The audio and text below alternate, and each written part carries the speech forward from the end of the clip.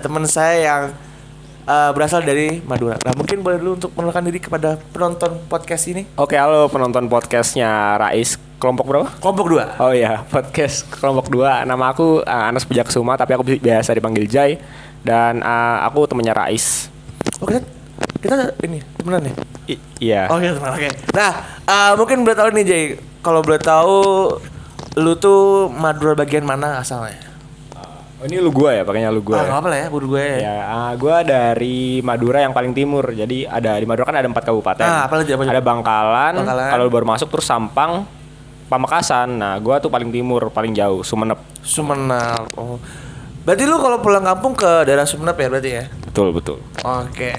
Nah, jadi ini Jay dari Sumenep ya, teman-teman. Salah satu daerah Madura yang paling ujung berarti ya. Dan mungkin ada sedikit perbedaan kali ya kalau daerah-daerah Madura. Misalnya daerah Sumenep dengan daerah lainnya ada perbedaan nggak sih? Bener, sebenarnya ada beberapa perbedaan sih dari beberapa kabupaten itu. Jadi mungkin pertama dari cara bicara. Jadi kalau yang dari Bangkalan itu semakin ke timur itu biasanya kental banget logat Maduranya. Jadi kalau kau ketemu orang Bangkalan pasti kau akan tahu kalau dia itu dari Madura. Tapi kalau misal lu ngomong sama gua kan kalau di Sumenep itu santai kayak logatnya nggak terlalu kental dan bisa dibilang kalau orang Sumenep itu paling halus orangnya. Berarti lu orangnya halus gitu deh. Halus banget, halus parah. Oke. Nah, jadi menarik ya teman-teman, ternyata di Madura itu walaupun satu kepulauan, tapi setiap daerah punya aksen sendiri gitu ya. Dan daerah Sumenep salah satu yang nggak terlalu kental banget ya. Oke. Nah, gini jadi kan kelompok 2 ini kemarin beberapa hari yang lalu kita sempat nih wawancara berbagai macam masa visip dari jurusan HI, psikologi dan lainnya gitu terkait stigma mereka terhadap masyarakat Madura gitu. Nah, rata-rata tuh mereka ngomong kalau orang Madura tuh kesannya keras, kasar, terus lantang, vokal gitu. Nah, dari lu pribadi itu bener nggak sih atau mungkin itu hanya apa ya stigma yang dibuat-buat aja gitu? Kalau dari sudut pandang subjektif gue ya sebagai orang Madura kita betul. Yang mungkin kadang kalau asal dengar dibilang kasar atau dibilang gak sopan dan lantang dan sebagainya itu mungkin ada rasa nggak terima, rasa kayak sebenarnya nggak gitu loh, tapi gitu. Emang partly true ya, soalnya banyak orang yang di Madura itu kalau ngomong emang keras, tapi keras itu kan nggak selamanya kayak kasar gitu ya? Ataupun nggak sopan, tapi emang ya kalau bicara bisa diakuin kalau emang keras sih. Gitu ya. Iya, makanya itu juga suatu hal yang menarik kenapa rata-rata orang bisa berpendapat seperti itu. Dan mungkin itu hanya mungkin karena mereka baru kenal aja kali ya dengan orang Madura atau gimana menurut lu? Ya itu kurang banyak kenal sama orang Madura sih menurut gue. Berarti kita ke depannya harus orang Madura harus kita ekspor keluar ya biar orang tahu tentang budaya Madura yang enggak begitu kasarnya gitu ya. Sebenarnya nggak terlalu gitu ya. Ya kenalan sama gua boleh deh. Nah, jangan lupa ya kenalan sama Jay. Nah, tapi kan itu dari sisi mungkin masyarakat lain ya gitu yang kenal dengan orang suku Madura. Nah, lu pribadi itu di daerah-daerah lu sendiri apakah sama gitu? Maksudnya apakah lu juga sering mendengar di sekitar lu kalau orang-orang tuh ngomongnya agak keras gitu atau emang ketika pindah ke sini aja gitu agak berbeda aja gitu. Kalau dari lu pribadi ketika lu di Madura itu seperti apa?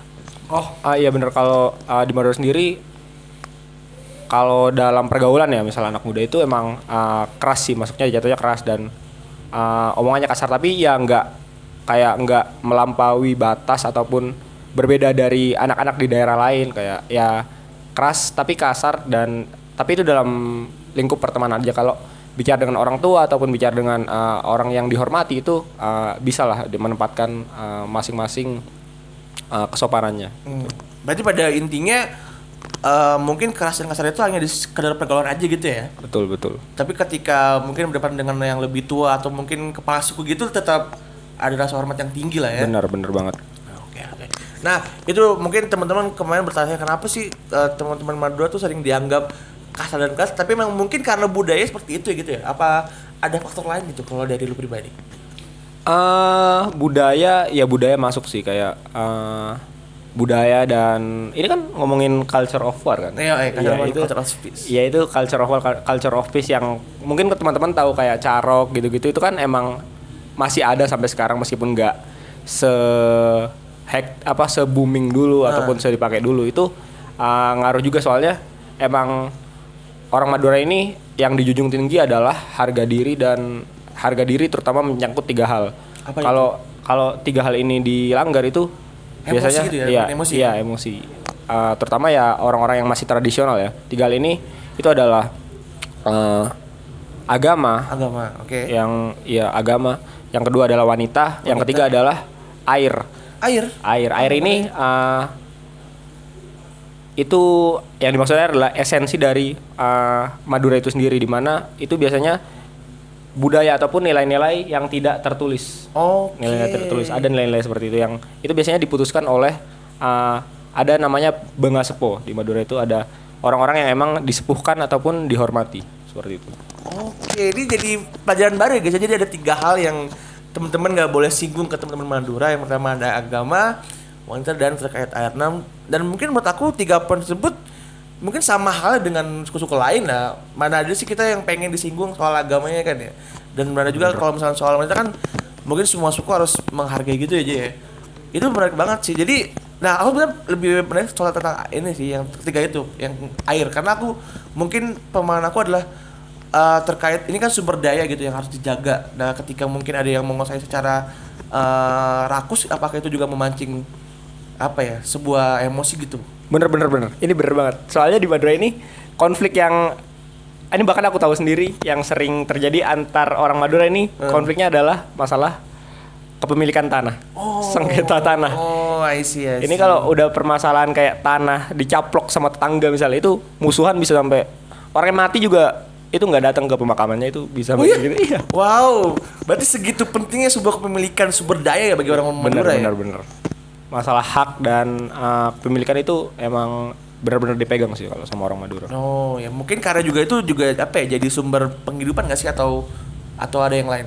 Iya benar sih, benar banget. Itu soalnya kan kayak kalau aset ataupun sesuatu yang misalnya keluarga miliki kayak tanah itu kan berpotensi untuk diwariskan ataupun menjadi sumber penghidupan, dan kalau diambil oleh orang tetangga kita misalkan itu kayak memancing emosi sih emang. Oh alah, jadi ini kalau betulan dulu di Madura ada tanah nggak nih? Apa mau ngambil punya tetangga? Ya pernah diambil. Oh pernah diambil. Nah itu gimana dulu? Reaksi keluarga lo pernah diambil itu soal tanah? Itu yang ngambil keluarga sendiri bahkan.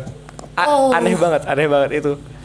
Terus penyelesaiannya gimana tuh kalau boleh tahu? Nggak selesai, orangnya mati. Ini bukan lu kan? Bukan.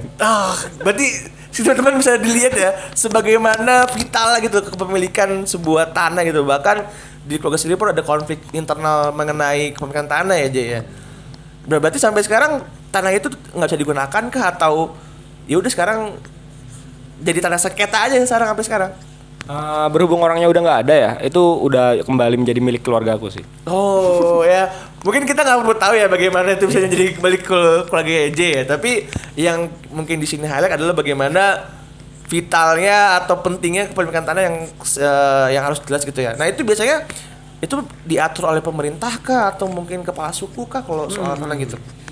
Sebenarnya kalau di masa sekarang ya itu kan ada namanya surat tanah dan sebagainya yang diatur oleh pemerintah, tapi waktu pembagian yang aku dengar ya di masa lalu kayak masih anggaplah baru merdeka Indonesia itu orang yang dihormati seperti kepala suku atau kepala RT itu sesepuh yang di Madura itu biasanya membagi tanah tanpa bukti tulisan. Jadi tanpa bukti tulisan gitu ya? Lisan aja kau tanahmu itu dan itu dipegang sampai sekarang.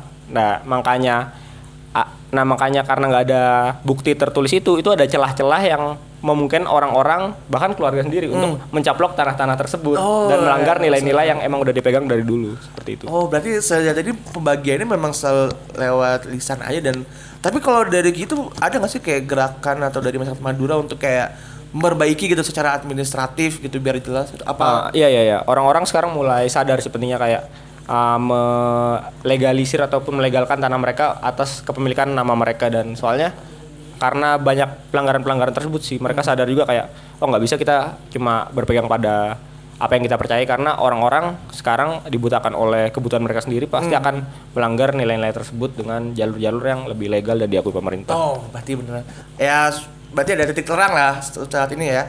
Nah, nih Jay, sebenarnya ada juga pendapat menarik tentang suku Madura yang aku temui waktu ngobrol sama anak FISIP, yaitu mereka mengenal orang-orang Madura itu ulet, kerja keras. Nah, kalau dari lu pribadi, itu benar apa enggak? Ini mulai ke sisi terang ya, sisi baik, sisi baik. Iya. Kalau ulet kerja keras itu bener sih. Itu udah gue lihat dari, kan gue pernah sekolah di Jogja, gue pernah sekolah di Cirebon, dan sekarang di Malang itu warung-warung kelontong itu kan yang jual orang Madura semua, iya dan itu kalau tahu kerjanya kan dia 24 jam bisa. Nggak pernah tutup. Bener. Jadi kalau gue beli rokok malam warung Madura karena pasti buka. Betul.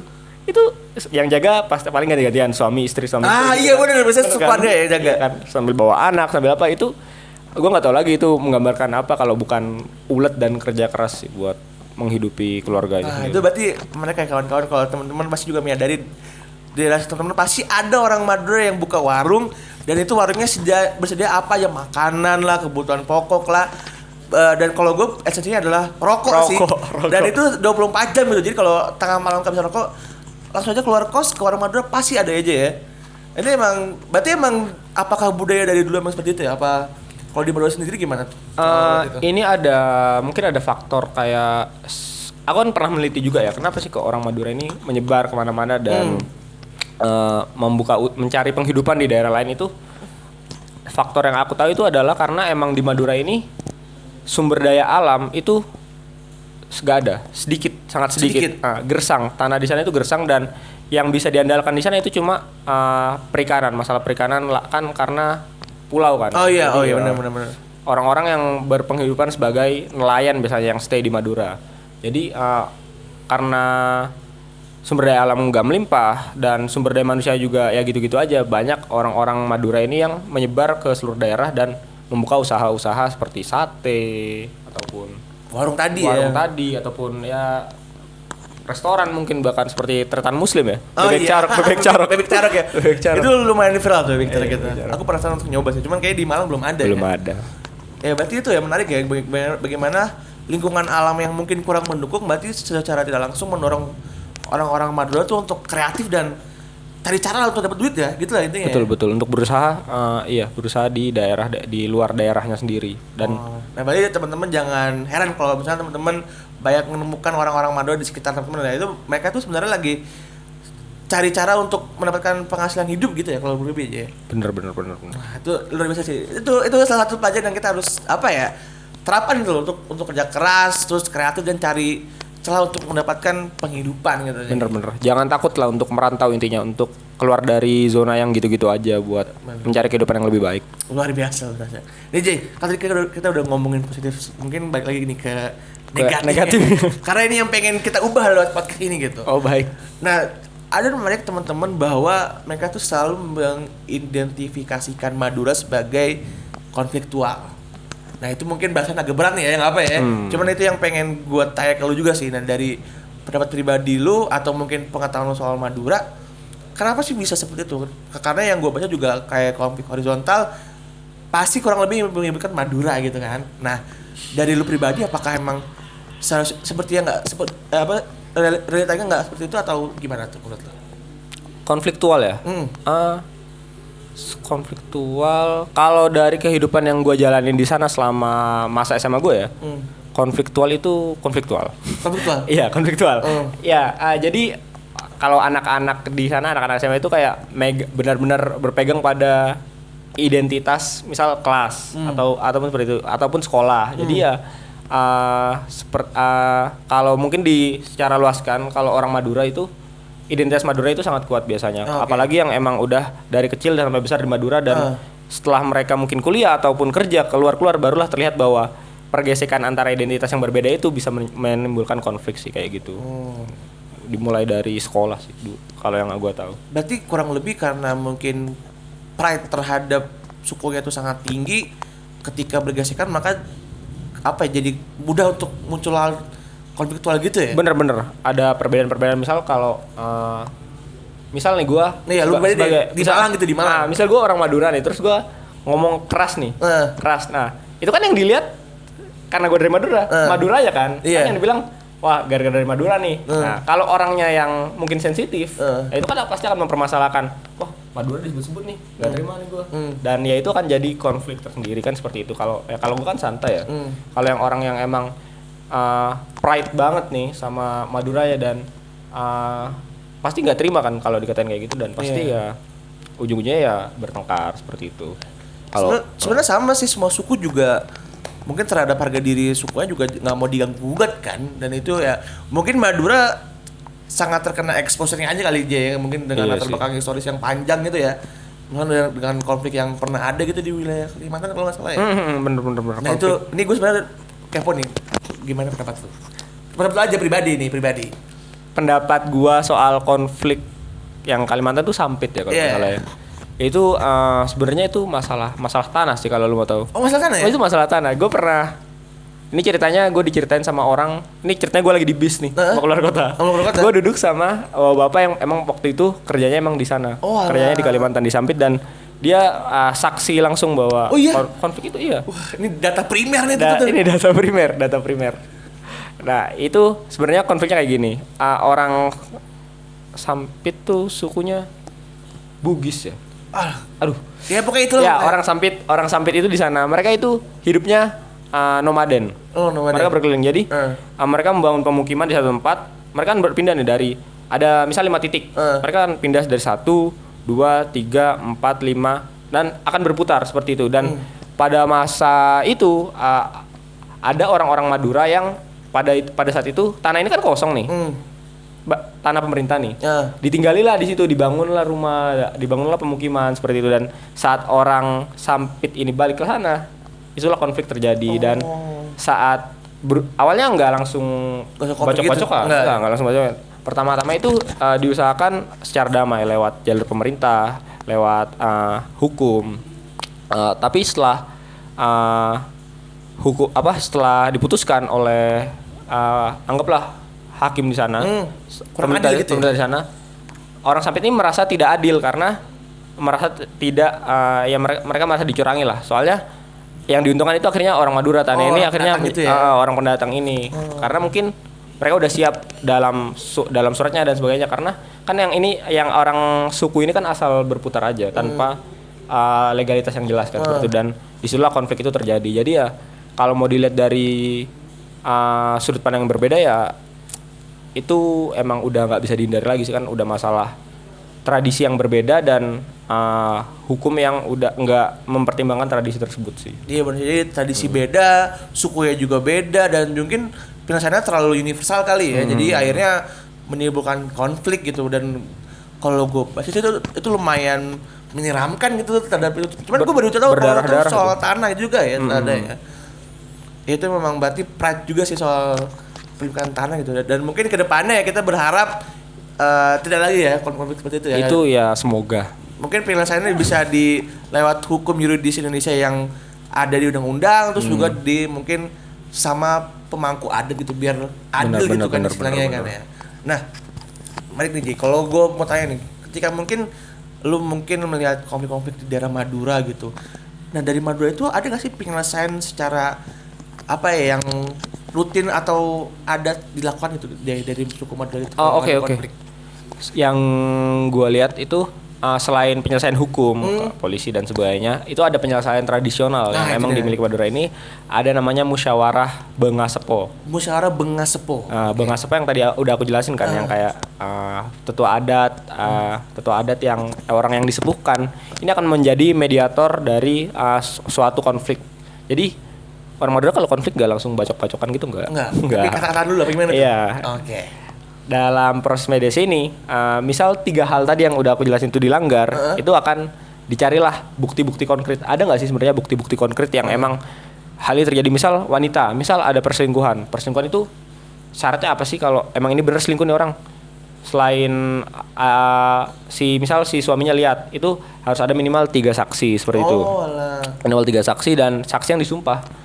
Nah, itu kan sukar ya dilakukan ya. Nah, itu biasanya hukumannya paling ringan itu paling si laki-laki itu tidak boleh bertemu dengan wanita tersebut seperti itu. Jadi di masa Madura yang sekarang ini udah jarang sih kayak tetua adat ataupun masyarakat itu membiarkan pihak yang berkonflik itu saling menyelesaikannya dengan kekerasan karena emang itu udah bukan nilai-nilai yang udah diterima lagi di zaman sekarang dan ya bahkan kalau udah Benggasepo ini memberikan keputusan dan pihak yang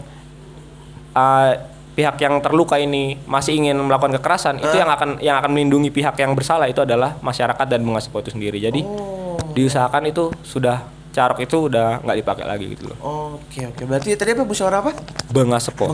Berarti itu tuh bagaimana pemangku adat menjadi mediator terhadap pihak yang berkonflik ya. Betul. Dan konsepnya berarti musyawarah ya, Jay? Bener, musyawarah. Kalau semisal apa kalau bahasa kita tuh deadlock gitu.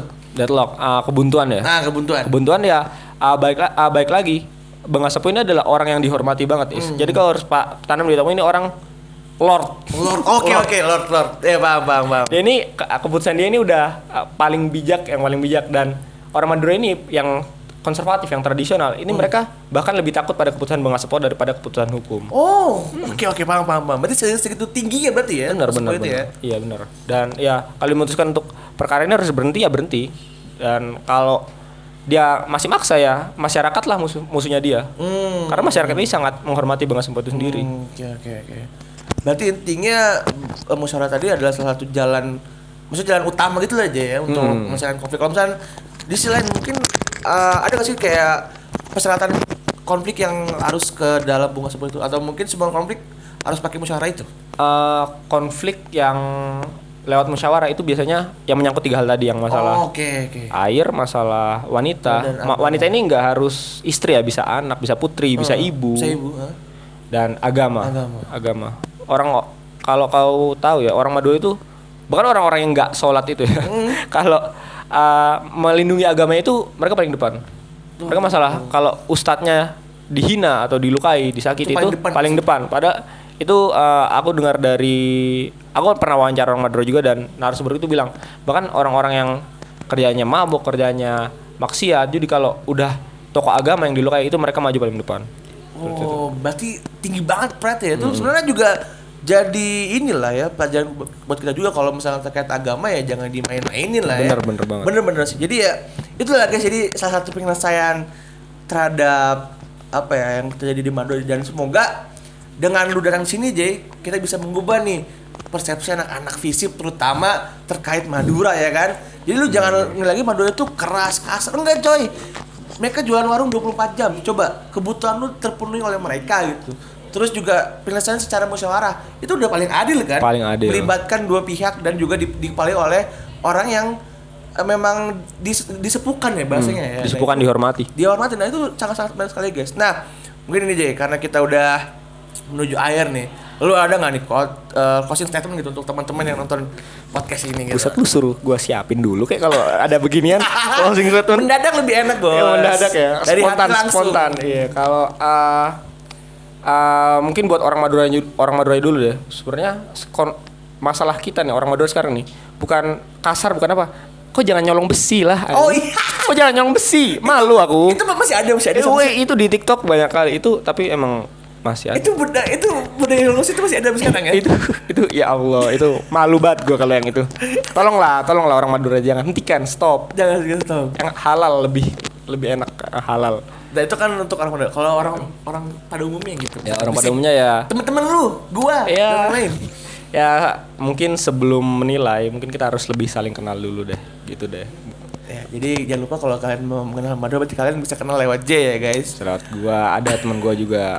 Oke, mungkin itu aja podcast hari ini.